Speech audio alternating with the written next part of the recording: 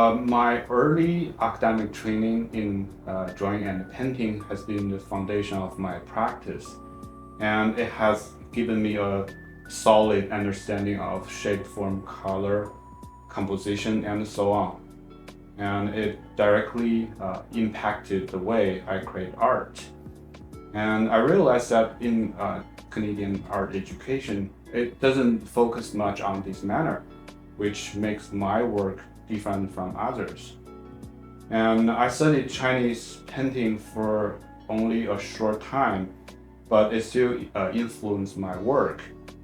During my MFA studies, I was inspired by the brushwork, compositional ideas, and some the philosophical concept of Chinese painting. And also I was fascinated with integrating those elements into my thesis project. But currently I see my work is evolving, so those influences became more implicit. Thank you.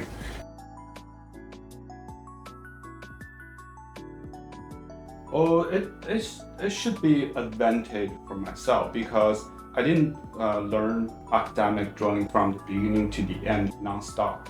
So my early art learning time was about around 10 to 15 years in China that I just like on and off, not always practice those type of art.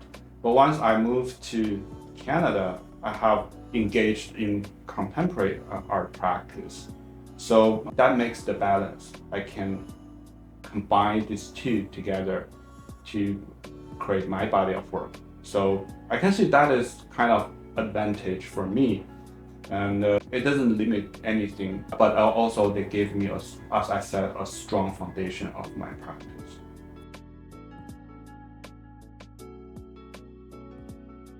The main influences, actually, that was the time I focusing on my MFA thesis project. That was the most time I utilized Chinese painting principles in my work, which is more like the way we use brush and how we interpret energy in the work. And for example, there are something else for the principle, is the sixth principle of Chinese painting. That is another story. But also I'm looking for the way we can contemplate in the work and how we project ourselves in the work from those Chinese art philosophies. So I think that's my perspective. And also that is specific time when I'm doing my MFA. I don't know if that answered the question or not. Yeah, definitely did.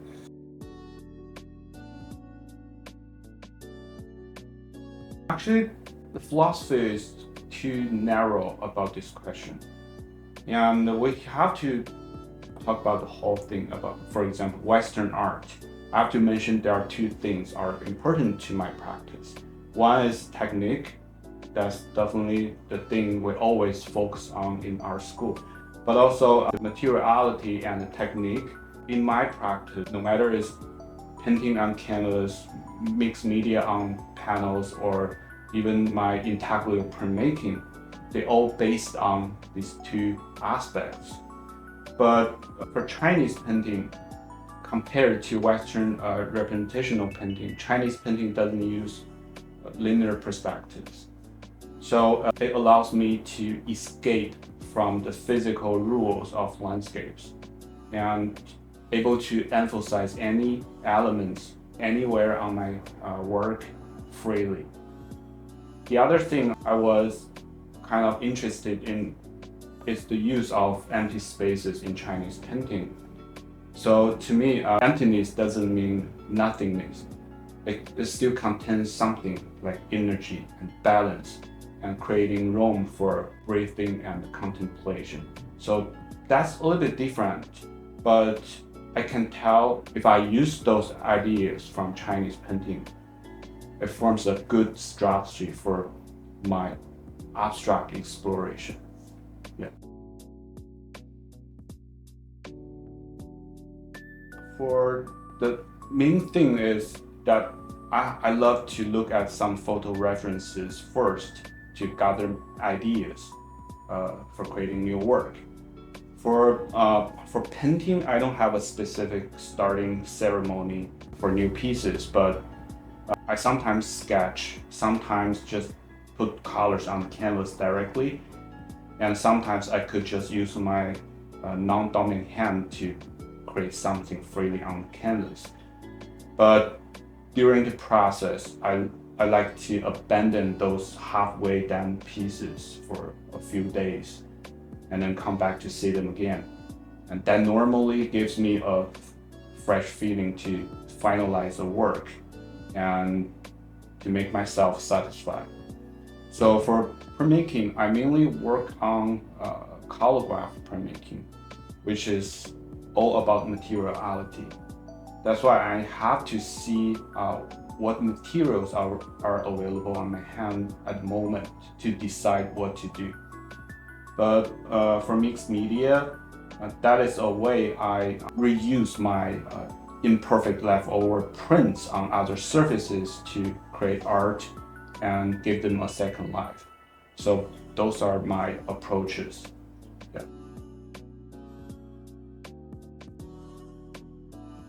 I was tired of being a graphic designer and creating things for others' ideas. That motivated me to move on to fine arts, and which allows me to express myself freely.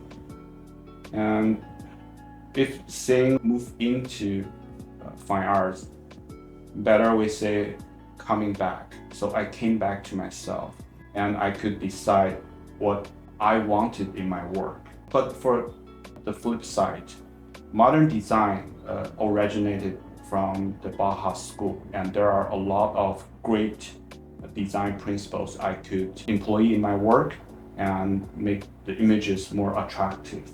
So the pro and con, and that's the whole thing I went through.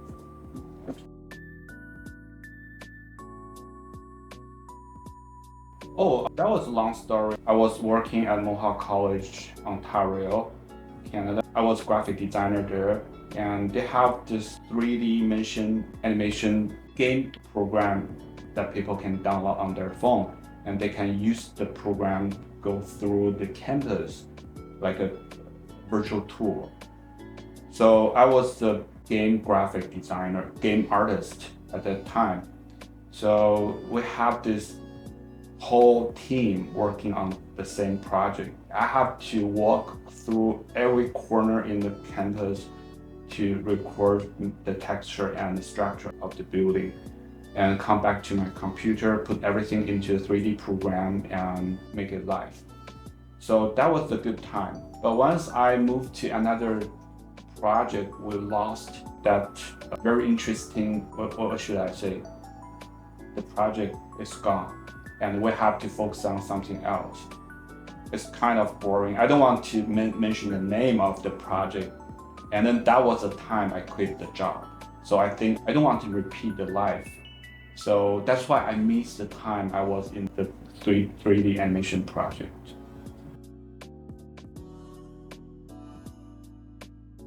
Normally I will have a relatively representational draft on the first layer, and then I may torture the draft and add my imagination into it.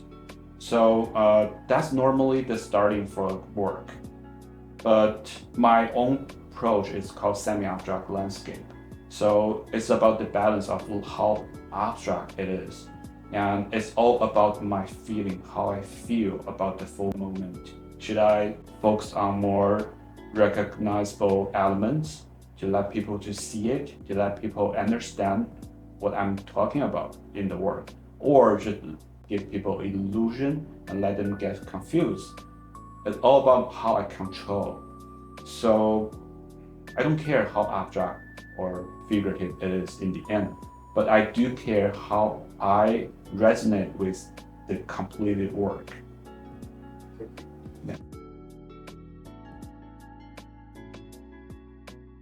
Sure. The coming show, titled Unforeseen Clouds, explores movement, transformation, and migration through abstract depiction of skyscapes. As a Chinese Canadian artist, clouds symbolize my immigration journey to Canada and highlight multicultural perspectives.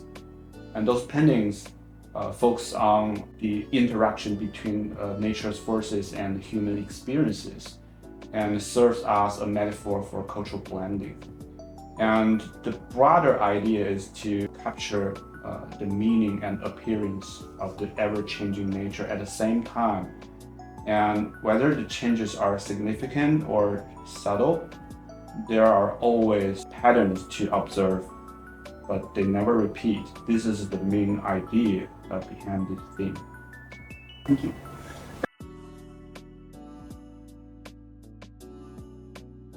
Well, most exciting thing is I may include my biggest piece, which is 3.5 meters long and 1.9 meters tall, a large painting mixed media work that I finished for my thesis show at Unforeseen University. So because Lipont Gallery has huge space, then I can show this work. That's my exciting thing for this work. The thesis titled Hybrid Art Practice or Hybrid Art Process, because I was exploring hybridity in art practice that I combined, as I mentioned, Chinese painting and Western painting together. For example, but also some techniques, the blending of techniques. For example, I use calligraph printmaking and painting and let them work together. So I see calligraph prints as elements this time, not prints anymore, and use those elements or pigment on my mixed media. And then I will just apply the second layer, create an illusion for viewers. And that is the materiality, the exploration of the materials. But also from philosophical level, I combine this Chinese painting philosophy, for example, the 6 principles of Chinese painting, but also the abstraction ideas from Western art. So that is second layer of the combining or hybridity. So that's my thesis. Thank you.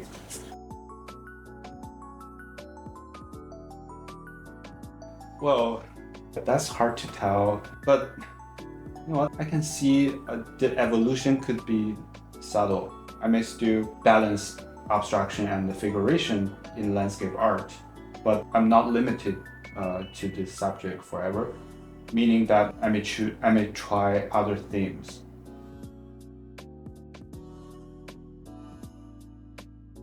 Well, I want to improve. I don't know. I know no artist is perfect, and the improvement is not linear. It's gonna be stages all the time. That's science. Can I say that's science? But anyway, so improvement could be just a sudden time you realize something that you don't like. And for currently, I still want to balance how figurative or abstract in my work.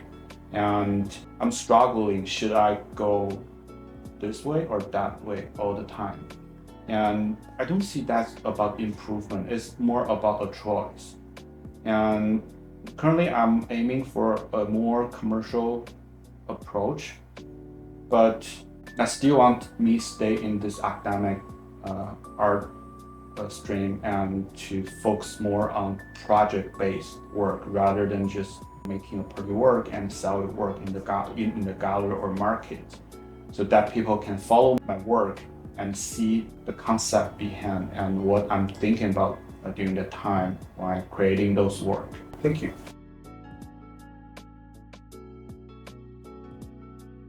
Actually, I'm an emerging artist, so I don't know. I'm qualified to give other people advice.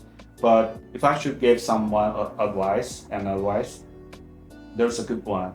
Quantity determines quality. And that is my advice.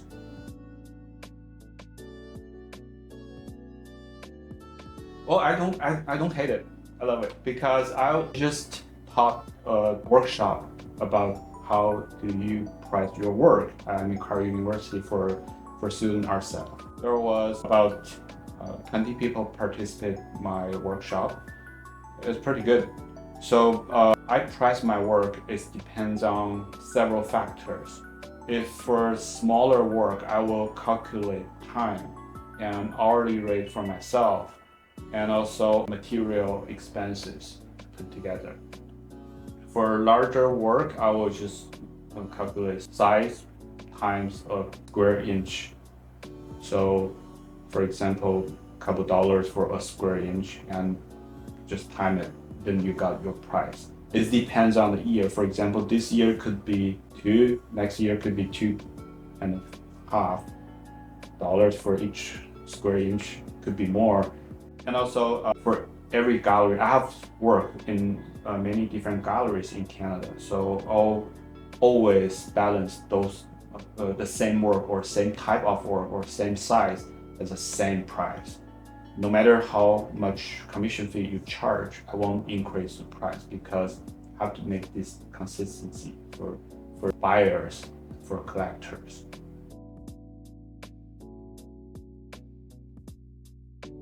For sure, and my suggestion is go Langara College first. Langara College will give you a strong foundation study. Even the program is pretty small. The fine arts program is about a 2-year program. And then you can, after that 2 year, you can transfer to MCAR or UBC or SFU. But MCAR has this agreement with Langara College. Once you graduate from that 2 years program, you can transfer to their 3rd year. And that was what I did. So MCAR is good, and you can have many great professors you can choose when you start to register your class, and more choices. It depends on your direction. If you want to go more conceptual, and you can search those or do your research about those professors to see if it matches your practice or not. Another thing is facilities and the technicians are the greatest play you can have when you are a student at Kai University. So we got a lot of technical support from MCAR technicians, very knowledgeable and helpful, friendly. So definitely I recommend people, if they want to learn art, MCAR is the independent art school university in Canada. There are 3, MCAR, OCAD, and another one in Nova Scotia. So there are just only 3 independent art schools. So MCAR definitely is the best choice if you want to stay in the West Coast.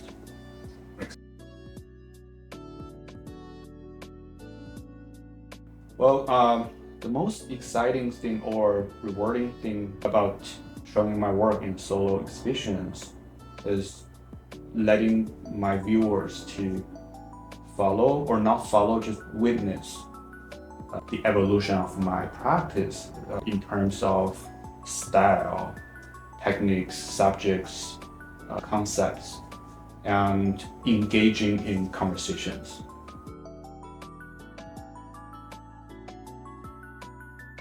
But this is difficult. I can give it a try.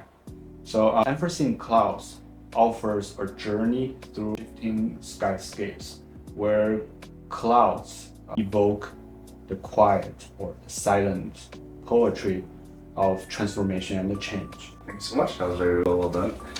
Kai, do you mind showing us some of the works for your upcoming exhibition? Absolutely, come with me.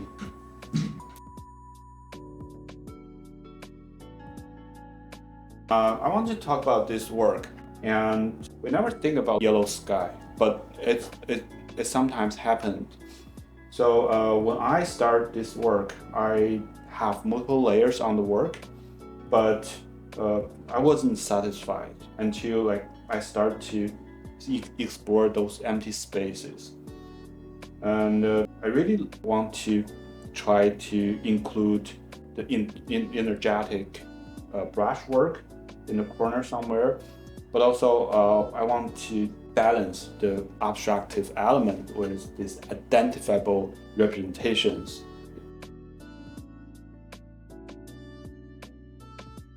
The work behind me was created in 2023 and abandoned on this wall for about 1 year.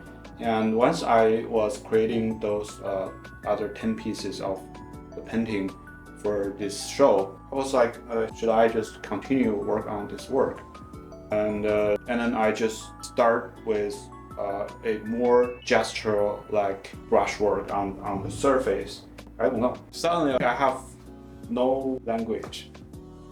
But I just like trying to reuse the space, and absolutely there are some design element on it. So I mimic those Chinese painting brushwork in some specific area to capture the energy from the mountain. So this is the one has mountain elements, not only clouds, and it's a little bit more representational rather than abstraction. And I want to capture the little sunshine behind dark cloud, shining through but not overwhelming to the whole picture. So this is the old painting but a new look.